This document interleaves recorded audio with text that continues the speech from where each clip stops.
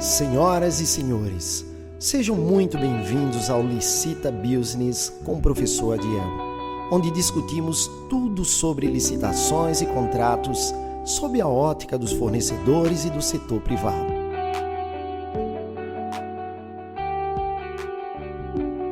Para ler os nossos artigos e saber mais sobre a nossa consultoria, acesse agora o nosso site adielferreirajr.com. Muito bem, meus amigos, muito se fala sobre o programa de integridade, né?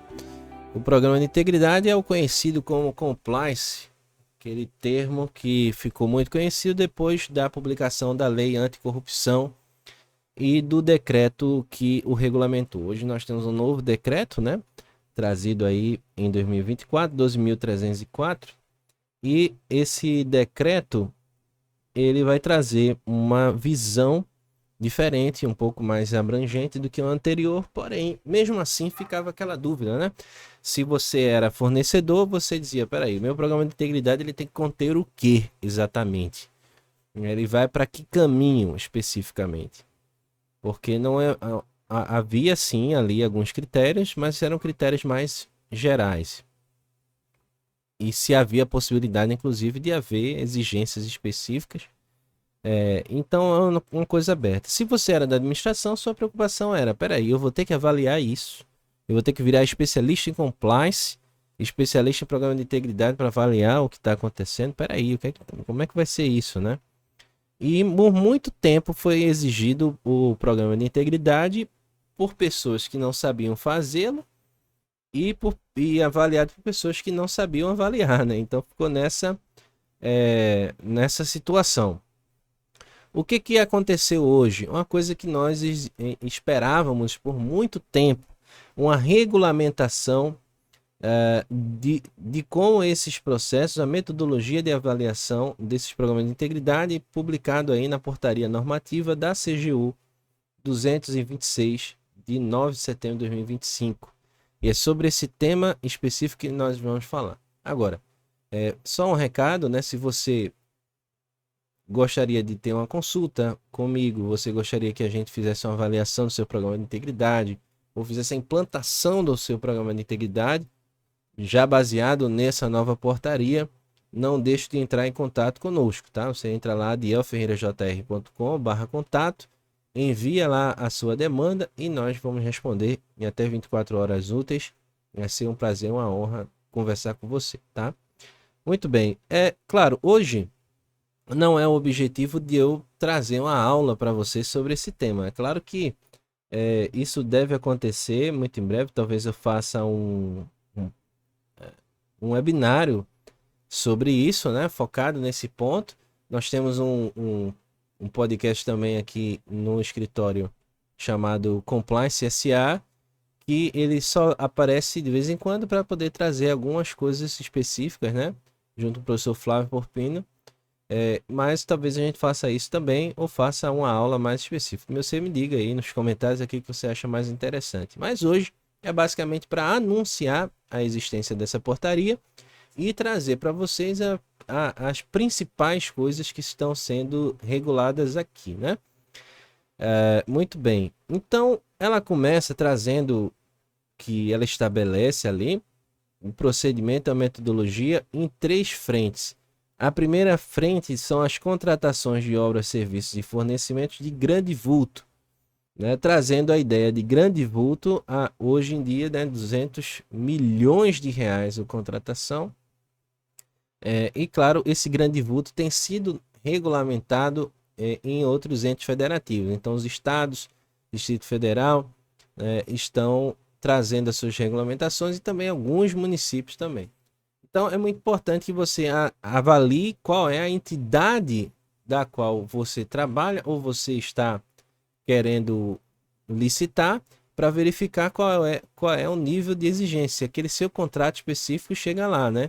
Então de 1.500.000 para cima, você já começa a ter lugares em que há essa exigência.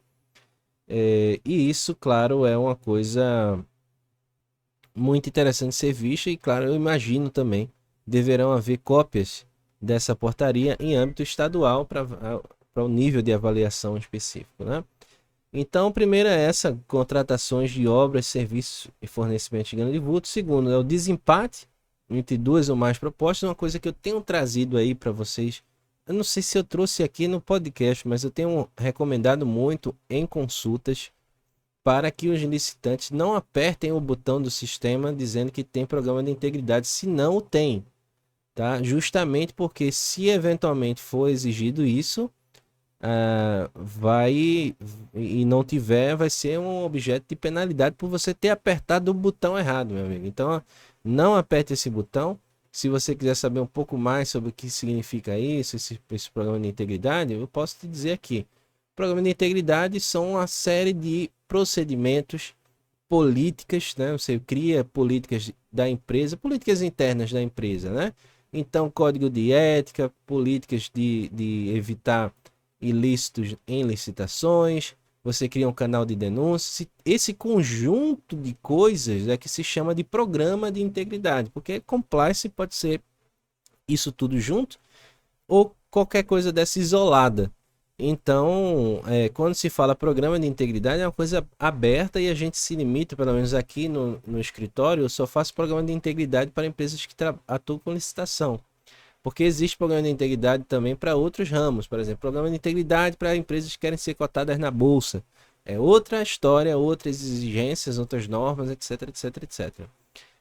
Então, a gente acaba, claro, entrando quando a empresa tem algum contrato com algum outro fornecedor que exige que ele tenha programa de integridade também, e não tem nada a ver com licitações, aí a gente também se adapta. Mas o foco nosso é trazer esses programas de integridade para dentro da licitação e contrato, né? Então, o dia a dia hoje está sendo isso. O licitante entra no sistema, tem um botão para apertar, ele muitas vezes não faz a menor ideia do que significa aquilo e aperta. E já teve vezes de alguns clientes apertarem aquilo, terem a situação de se beneficiar do desempate e terem que se retratar, o que por sorte foi atendido, né? Eu entendo que deveria ter sido atendido também, porque às vezes você aperta esses botões, mas é importante não se beneficiar, né? É importante esse erro não se tornar material para você, ou seja, ele não gerar um benefício indevido para o fornecedor, né? Muito bem. E aí o terceiro é a reabilitação do licitante ou contratado. O que é a reabilitação? É o indivíduo que ele leva uma penalidade, geralmente penalidades mais severas, de anos sem poder licitar, anos sem poder contratar, e aí o programa de integridade traz para ele a possibilidade de, eventualmente, ele diminuir essa pena ou zerar essa pena, a comprovar que tem trazido ali técnicas anticorrupção para dentro da sua empresa, evitando que isso aconteça novamente, seja com aquela entidade ou com outro. Então, essa parte de reabilitação também é um ponto muito importante, porque muita empresa leva penalidade, né? Todo dia a gente está sabendo disso. Então, quando você tem um programa de integridade bem feito, você pode reduzir essa pena significativamente, seja no âmbito das licitações e contratos, seja no âmbito da própria persecução da lei anticorrupção, que nós já conhecemos e vimos muito lá no âmbito da Lava Jato, né? Bom, aí ele traz os parâmetros gerais do critério de avaliação, que são parâmetros todos que nós já conhecíamos, né? Já utilizávamos aqui no nosso procedimento. Graças a Deus foi a CGU que entrou nisso, porque nosso material de trabalho é muito baseado no material da CGU, não só de normas, portarias, essas coisas, mas também de orientações práticas, né? Então ele tem ali folders, manuais, etc. Todos esses manuais a gente adotou porque a gente tem que se adaptar, meu povo, àquilo que a gente está disposto. Então alguém vai colocar para a gente uma exigência. Então eu quero saber como é que ele vai ver isso, não o que eu acho bonito, né? Tem muita gente que vende compliance por aí e diz o que ele acha bonito. Ah, eu queria que você fizesse isso, queria que você fizesse aquilo. Mas tudo que se faz é dinheiro no bolso do empresário.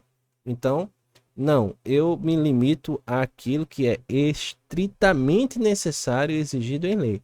Aí, caso por vontade própria o empresário gostaria de trazer ali uma nova política, normalmente eles próprios fazem isso, porque nós não ficamos presos assim a uma empresa, né? Normalmente nós temos um programa de integridade e largamos a empresa porque nós deixamos todo mundo formado, deixamos uma estrutura montada e eles compreendendo e formados sobre o tema para construir. As empresas que nós fizemos construíram as suas novas políticas, construíram e reformaram o seu próprio código de ética, que no primeiro momento é básico, é simples, mas depois acaba trazendo ali informações que são importantes para a empresa, o que é motivo nosso de muito orgulho.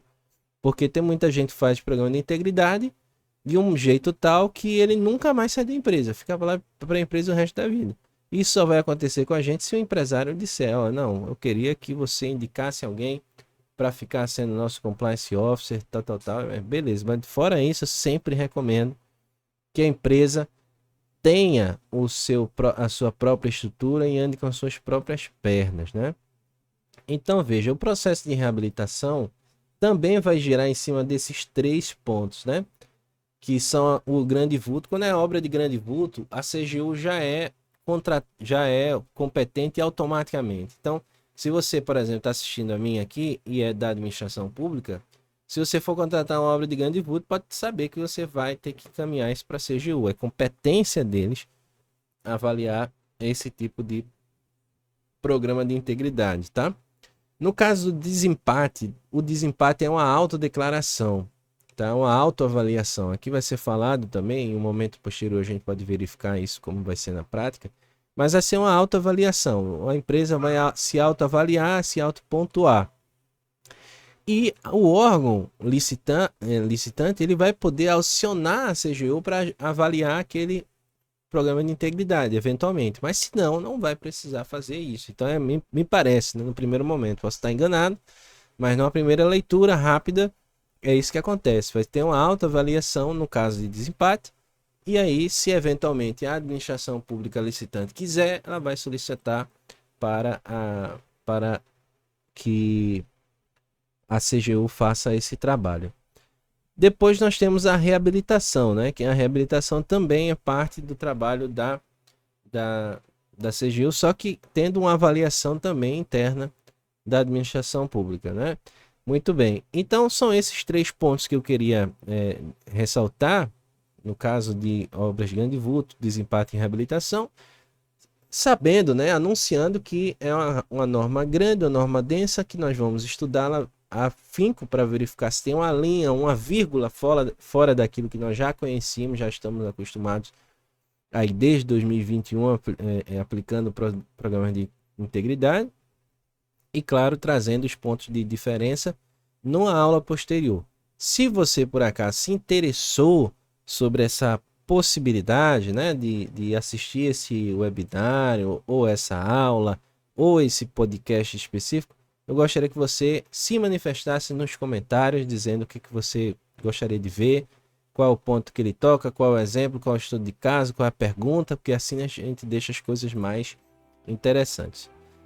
Muito bem, pessoal, esse foi o episódio sobre a portaria normativa da CGU, número 226 de 25, sobre o programa de integridade. Até a próxima. Você acabou de ouvir o podcast Licita Business com o professor Adiel. O podcast onde discutimos licitações e contratos do ponto de vista dos profissionais e das empresas privadas. Obrigado por sua audiência e até a próxima.